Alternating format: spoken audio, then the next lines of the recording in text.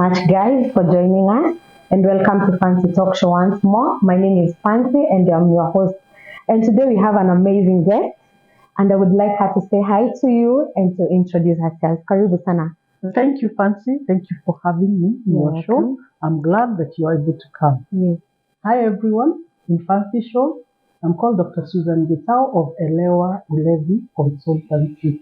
And I'm glad that Fancy was able to come and visit us today. Thank you. As you all know, well-being is a state of being. Well-being is a state of being. Taking care of yourself in all manners. Today we are at Elewa Ulevi, and we would like to hear more about Elewa Ulevi, how it came about. And guys, we would ask you to tune in and to be with us, to work with us. Dr. Susan, how did you Elewa came to be? It's a long story, but I'll try to cut it short. My background is nursing. So very many years ago, in the maybe mid-80s, I went to KMTC to do nursing. I was then a young girl and came from a big family of 8. And everyone in our family had chosen a career. So for me, my mom was a nurse, the first trained nurses of after the Ubeberu. So for me, I felt that was something I wanted to do. So I started off as a nurse. I went to Kisi, KMTC, I trained there. And I was posted in Kiambu District Hospital. I worked there for a few years. Then I was taken to Kihara Health Center. Here now it's a level 5 hospital. I ended up in Wangige Health Center within Kiambu County. And when I was there is when I decided to do psychology. I started off psychology wanting to understand something that had happened at home. My big brother was using substances, but we didn't understand it then. And at one time, he was admitted at Mathare Hospital. And I kept asking myself why he couldn't stop. So my idea of doing psychology was to understand why my brother, who one of the rooms here for counseling is named after him, could not stop using substances. So that's how I went into psychology. So I'm still working for the government then. And I took myself to school for psychology.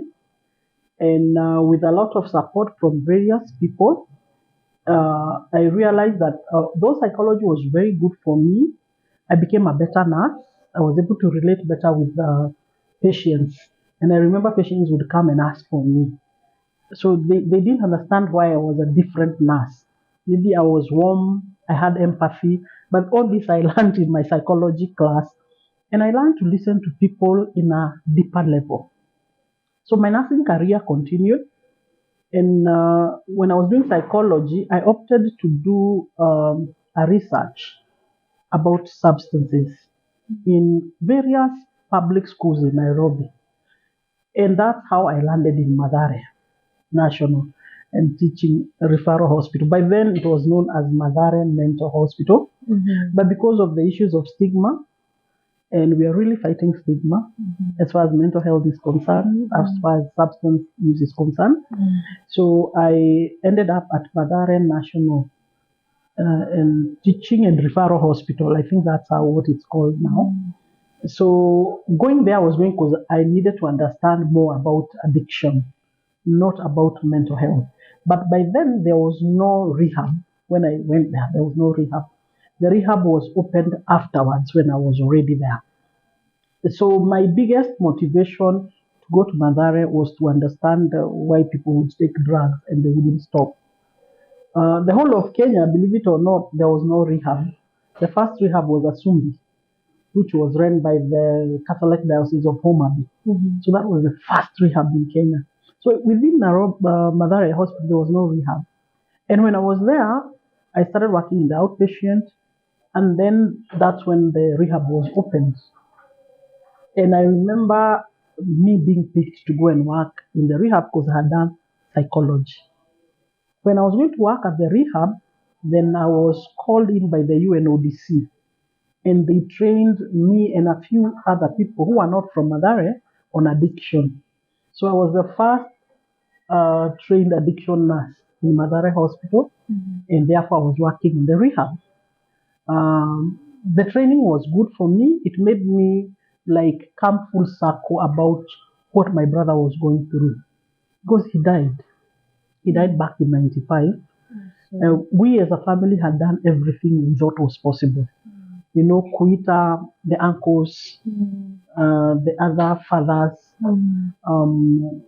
By then, they were village elders. You know, everybody had been called to talk to him, and he would stop using for a day or two, and then he would go back, and we couldn't get why. So, me going into the field of addiction, my biggest motivator was my brother, and my brother was known as Musafiri because he used to walk a lot. I come from a place called Uvero, Kopa, and a lot of people from Uvero, Kopa know Musafiri. That was my brother. And this is what now motivated me. And I really felt a strong urge on wanting to help people, not to go what I went through or what our family went through as far as addiction was concerned. And having worked in the hospital, a national hospital for that matter, was there were things you could do, there are things you could not do. Because even though I had done my degree in psychology, I had done a postgraduate diploma in addiction, I was still a nurse. So all the information that I had was not really being recognized in any way. So you felt underused. I was seriously underused. And the people that I really know pushed me way ahead is Nakada. But then Mr. Kaguzi was the national coordinator. And I remember him hearing me in one of the radio stations then talking about alcoholism and drug use. And he couldn't believe somebody knew that much. So after he heard me, I think somebody heard me and called him. He listened to me and I remember him calling me, telling me, can you come to our offices? I didn't even know where Nakada offices were. It had just been formed. So I found myself there and he said, can you go somewhere? There are youth people there. It was somewhere in Dakaine. What you were talking on radio last night, I was talking on a last day night. It is Friday. So can you go and talk that there? So the following Friday. Yes. This is Thursday. He had me. Friday. Yes, can you go and talk about that? And I said, sure. He said, no, I'll give you a driver. Somebody will take you there and they'll take you back home. So don't worry about transport or anything. And I went and I talked to the young people and they were shocked I knew so much about alcoholism and all that stuff. We'll talk another day why I knew so much about alcoholism. And that's how I got into Nakada. I became a consultant. But then I was quite young, but I knew a lot. So I started working a lot with Nakada. So by the time Mr. Kagudi left and Mrs. Jennifer Kimani came, they also knew I still knew a lot. I was still working at Madare. I was still working at the rehab. I think I worked at the rehab for 7 years and then I left the rehab and I went to normal wards. And all this time, nobody is recognizing you that you advanced in this and that. So I opted then. I came with an idea. If I'm not able to do this here, why can't I do it like what you're calling a hustle? Why don't I do it my own way? And that's how I sat down and I really thought, I'm these people who think a lot. And sometimes I don't allow people to really interfere with my thoughts. And as I sat down, I kept thinking, what would I call this thing that I want to start? So my head is going, understand addiction, Susan Gitau, foundation. I was looking for anything. And one day, I just told myself, I feel I need people to really understand addiction. I slept over it. I wake up at 3 a.m. to pray. People find that ridiculous, but I've done that most of my life. And that's when the word Elewa Ulevi came into me. And you know, I ran with it fancy. And I remember even when I went to register it at Sharia House, I remember the guy who was there was telling me, Madam, why would you call a consultancy Elewa Ulevi? Why don't you call it your name? I said, no, I don't want to call it. Why don't you call it something like promises, like good health, like, he kept bringing words to me. Yeah. But I said, no, this is what I want. He told me, okay, we'll do the search, but I can tell you for free. There's nothing called Elewa Ulevi in Kenya, maybe in Tanzania, but in Kenya, it was not there. So it was my baby, it was my brainchild, and all through this time, I'm doing a lot of work. I'm doing a lot of sensitization for Nakada. I'm doing a lot of sensitization for churches. And I remember I used to do them for free. If there was a youth seminar, I would go and teach for free. And I really thank Mr. Kagu because he's the one person who told me, Susan, you know what you're doing. And you stop doing these things for free. Start charging people because you have information they need and they are misusing you. They are taking advantage of you. Because some places you go, teach, you find like 1,000 people. Apparently, they have been paid to pay. So the people who organize this were making the money. But you're making nothing. You are making nothing. You're given fare. But then I didn't have a car, so I was being given fare to go where you came from. Or you're told a token. Just a small token. Yeah, so he told me no. He told me, Susan, no. What you have, people don't have. Could you start charging? So by the time I was opening Elewa Ulevi, that is way back in 20. Elewa Ulevi started early. Because the idea came in 2003. That's when the idea came. For me to register is way back around 2010. By then, I was still working at Madare Hospital. And a kind of relief. So they're not sucking. But out there, when you talk to parents, they are telling you, no, my daughter, my son has gone into Illuminati. It is not true. Them, they are having serious mental health issues that is treatable. And so when they inflict that pain, they feel good. That's how they get the pleasure. They feel. Is it a big cat or a small cat? It can be very small cats most of the time. Many small cats pick up themselves. Oh God. So there are people who we are calling they're inducing harm. They are not necessarily suicidal because people are confusing the two. Then they just want to relieve a certain kind of so pain. When the blood oozes out, they feel not even the blood, the pain of cutting.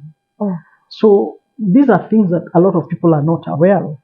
And they're happening behind closed doors. That's new. Yeah, it's quite new to a lot of people, but you'd be surprised how common it is. Mostly on teenagers? Yes, mostly teens. Teens are really doing this. And of course, with the social media that has come in, they are learning from the others. Because the world has become a global village. So what a kid is doing in US, in UK, probably the kid is doing that here. And in Kenya, the issue of internet and people accessing phone is higher than most countries in Africa. So these children are really exposed to a lot of things through the social media. So it's also contributing to the issues of how families are. The family setups, the violence within the family, the separations, the divorce, they're affecting these children. But the parents, they don't seem to understand that this will affect the children. But the children suffer a lot. And if you get, for us, we talk with a lot of teenagers and even preteens, they're able to tell you, I'm not doing well in school, not because my teacher is harsh, but I'm thinking, what is happening? What if I find mom killed? She's beaten. What is going on at home? So the parents, for whatever reason, they are oblivious of how their relationships affect the children. So you find that in the world of mental health, rarely can you talk about mental health and you ignore addiction or substance use, as we call it. We use the word SUD, substance use disorder. Where I come from, we call mental health and substance use disorder as Siamese twins. They are twins. Because you can't talk, one will bring the other. So if you have a mental health issue that you're not able to deal with the right way, you start using alcohol or marijuana or other substances to feel normal. And if you have, you're already using alcohol and substances, you're messing up your mind. Because research is telling us long-term use of even alcohol or substances actually changes your brain. So you can develop mental health issues from your drug use. So either can bring the other. It's like the issue of the chicken or the egg, which came first. So in mental health, when you're dealing with mental health, you need to do due diligence to know, is this person using substances? And you're able to rule out substances, then you're able to treat them using now pharmacotherapy. But if somebody is using substances and they also develop mental health issues, then you have to treat both the mental health issues and the substance use at the same time. So these are the things that are happening now. We are using a lot of evidence-based. We do something called toxicology, whereby we are testing what substances are you using. You test here? Yeah, we test here. And we test up to 13 different substances. Oh, wow. And we only use saliva and urine. So we don't use blood. Don't use blood. We are using what we are calling fast acting. So the results are telling you this is what is in the system now, and that's how we work. And we do the toxi, the pre-counseling, then we do a toxi, then a post-counseling depending on what is going on. But with us, continuously we are teaching. Even if you test negative, we have to tell you the consequences of drugs because we don't know when next we meet with you. If you're already using, then we give you subsequent therapy sessions because normally the kids who are using, behind the use, actually the using is a sign that there's a problem at home. There's an underlying issue. So we go to the underlying problem. And that's why most of the people who work here are not only addiction counselors, but they're psychologists. Actually, everybody here is a psychologist. Yeah, apart from probably our office admin. But everybody else you're seeing here is a psychologist. So we are able to weigh what issues are there. So this one, the clinical psychologist would work better with this one. The counseling psychologist would work better with this one. We have in one office we have social workers who have done psychology, so they are able to go back home, find out what the issues are. So we are really broad, and of course we really refer and work with other organizations that are also doing what we do, but at either at a different level, like inpatient programs. We don't do inpatient at all. Psychiatric problems, we don't do that. We just refer to the psychiatrist. So we're having a women-only rehab now in Kenya. Phase one, strictly women, run by one of the women in this group of ours. So therefore, women are special. And what people don't know is that when women start taking alcohol substances, it affects them differently than men. One, the hormonal part of women. Two, the psyche part of women is different. And of course, the environment. How does an environment look at a woman who is drinking and a man? Totally different. If it's a man who is drinking, it's like we are permissive. He's a man and he's a kunya. But if it's a woman, then the stigma changes and the stigma is a bit higher. And then they drink. And then working in this field for now, let's say 20 years, what I've picked is that women get emotionally connected to their drug of choice, like the way they get emotionally connected to their abuser. So if fancy you're here, your age, I take exact a man who is your age, your weight, your social background, your same education, and you start drinking. Chances of you becoming an alcoholic are higher than him. Because women, once they start drinking, there's something we call telescoping, meaning they go towards addiction faster than men. And currently what we are seeing, for me in this field, I'm seeing more girls drinking and thinking they're doing well, drinking, not understanding that they'll start drinking with men, but they'll end up becoming more mess than men. Yeah, they'll get into addiction faster than the men. Then when women drink, sexually they're taken advantage of seriously. Because when you're high, anybody can take advantage of you. The violence becomes more when they're drinking.